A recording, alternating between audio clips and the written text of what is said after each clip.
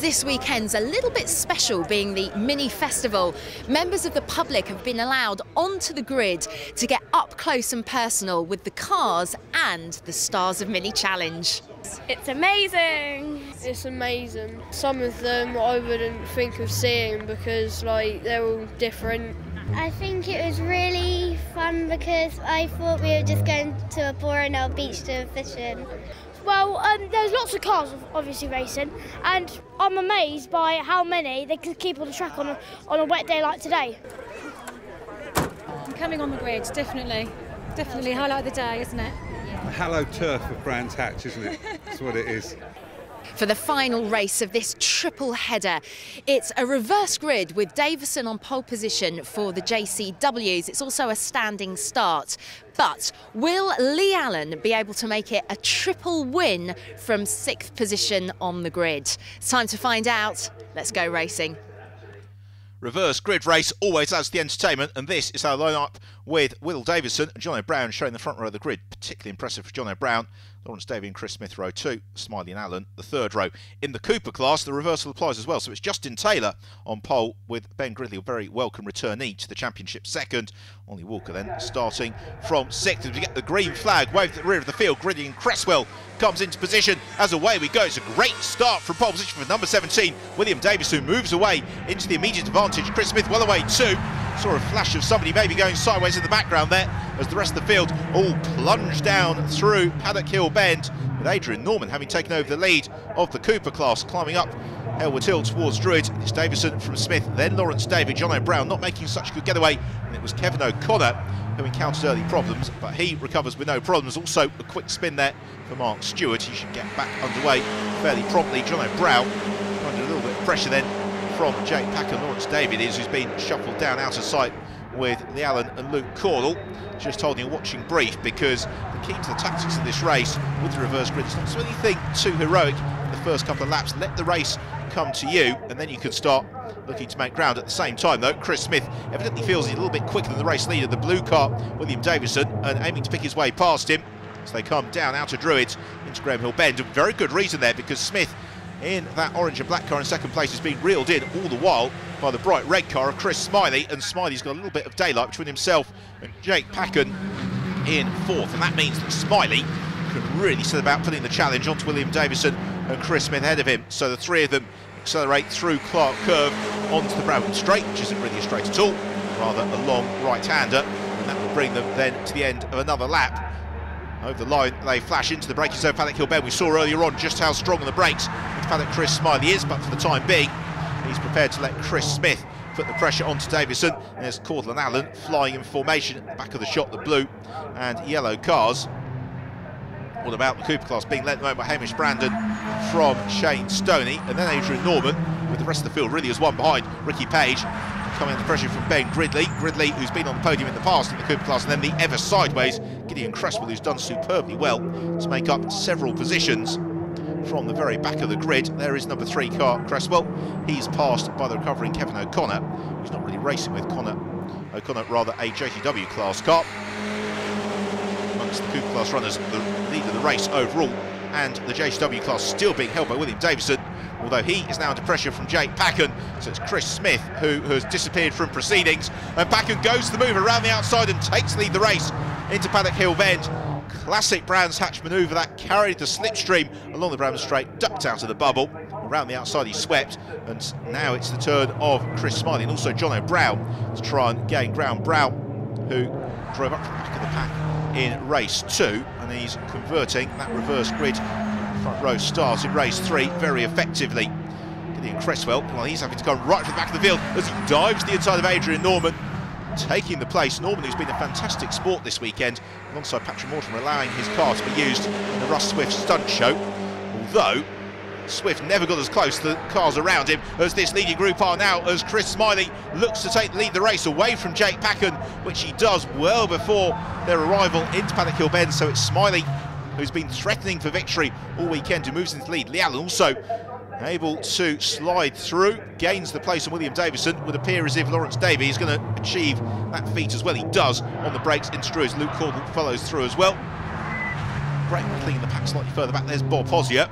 who is coming under a bit of pressure from Craig Freeman, as Stuart Calder has had a moment, looks to recover it, slews around. Yep, the suspension completely broken on that, as he moves across the track in the face of George Allen and the swarming pack behind him. Now I just wonder whether or not that is going to bring out the safety car. Calder, fortunately, is okay. The car rather less so. Smiley leads over the line, and he's now clear of Packen, who's coming under pressure from John Brown and Lee Allen. That group sweep down through Paddock Hill Bend. Lawrence Davey and Luke Caldwell part of it, but they're going to have to cease hostilities for the moment because the new Mini Paceman pace car comes out, picks up the race leader, Chris Smiley, and they all slow themselves down. It's going to be a very, very frantic final few laps to this race. As ever, the excellent marshals here at Brands Hatch.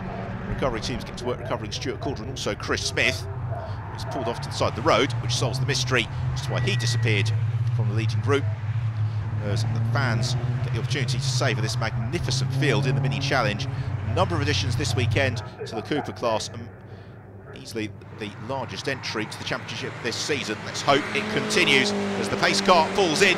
The race gets back underway, and Chris Smiley converting the restart with very, very good effect, pulling clear of Jake Packen, who's still got John Brown and Lee Allen on his tail. Lawrence Davey and Luke Caldwell also part of this leading group. Adrian Wilmot as well, showing strongly. He's on the tail of William Davison as they climb up Harewood Hill into Druids, and Lee Allen looking anxious to get himself onto the podium once more. He's looking for the triple victory this weekend. That may be a challenge as Brown looks to the inside of Jake Packen. Luke Caldwell does the same to Lawrence Davey. Neither move successful, but Packen's very slow. Comes Cooper straight, John Brown one side, Lee Allen the other, and they immediately dive through, take second and third place. So that brings Allen onto the podium. He's now going to find a way past John Brown and then Chris Smiley to make it the triple victory. And I just wonder whether or not Packen has got a problem, because he seems to be again slow on acceleration along the Brabham straight. Yes, he is. Cars heading past him in every direction. It's looking pretty frenetic in the Cooper class as well, isn't it?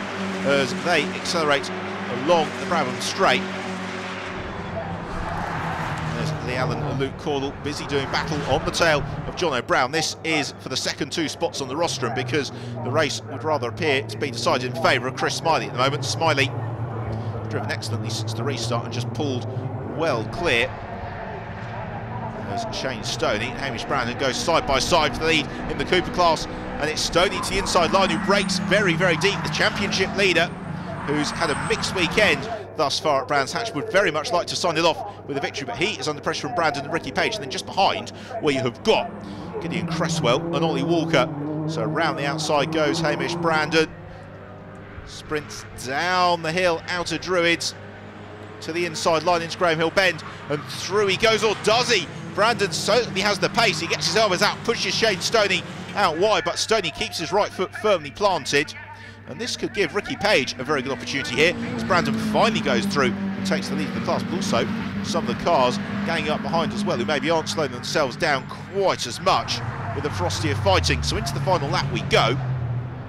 Patrick Mortimer, Craig Freeman and George Allen busy doing battle. It's Allen to the head of that queue, then the Team Skeletrix car of Patrick Mortimer, who's under threat from Craig Freeman, who dives to the inside to Druids and tips Mortimer into a spin.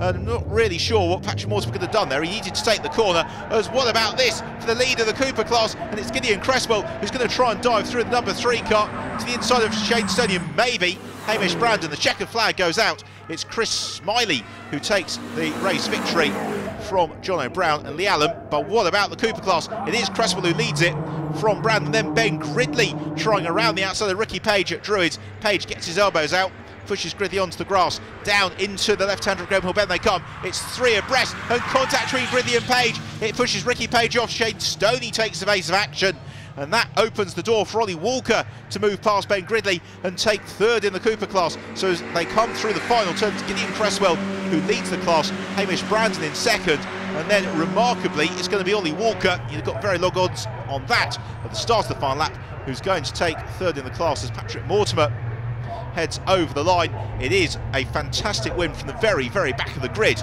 in the Cooper class of Gideon Cresswell from Hamish Brandon and Ollie Walker. What a race that was to round out the weekend from the Mini Challenge. So here, the final results with the win for Chris Smiley from John Brown and Lee Allen, Lawrence Davey in 4th, with Will Davison and Luke Caldwell completing the top 6. In the JCW class then, Chris Smiley wins it from John O'Brown and Lee Allen. And in the Cooper class, remarkable drive from Gideon Cresswell to claim the honours from Hamish Brandon and Ollie Walker. Brilliant racing, huge cheers on the top step of the rostrum for Gideon Cresswell and Chris Smiley. I made my way up in the lead and Jake passed me and I passed him back again, and from there on I just seemed to get away with it. So wasn't to say it was easy, but it was helped a bit, so it was good. So looking forward to Oulton Park now. I need a few points, so hopefully we can go forward from now. Some fantastically close racing in the Cooper class. Tell us more, tell us more. The last few laps were just carnage. It was really good. I was just trying so hard to hang on, and Shane was pushing me hard, and it just backed everybody up and caused a bit of damage to a few cars, but we came through and it was a fun race. It was a lot of fun. I had Ollie right behind, pushing me along all the way, literally, sometimes pushing me on, but it was good stuff. And then Hamish sort of started to run wide, and then I just had him into the paddock. And just, it was a bit of a gutsy move, but yeah, over the moon. We got a good start, and then going into Graham Hill Bend, one of the JCWs tried to force a gap on us, and that dropped us almost to the back again. So it was just working our way out from the back, but I nearly had him. I nearly. Not 10 races into the season, and it's Shane Stoney who leads the way, although his poor weekend has allowed Josh Gollin and Hamish Brandon to close the gap. The first of the JCW runners, Chris Smith. Some dramatic racing to top off a fantastic weekend here at the Mini Festival. We're now halfway through the championship with 4 more race meetings still to come. Join us next time at Oulton Park. In the meantime, you can check us out on Twitter, our Facebook page, and of course the Mini Challenge website. But for now, from Brands, it's goodbye.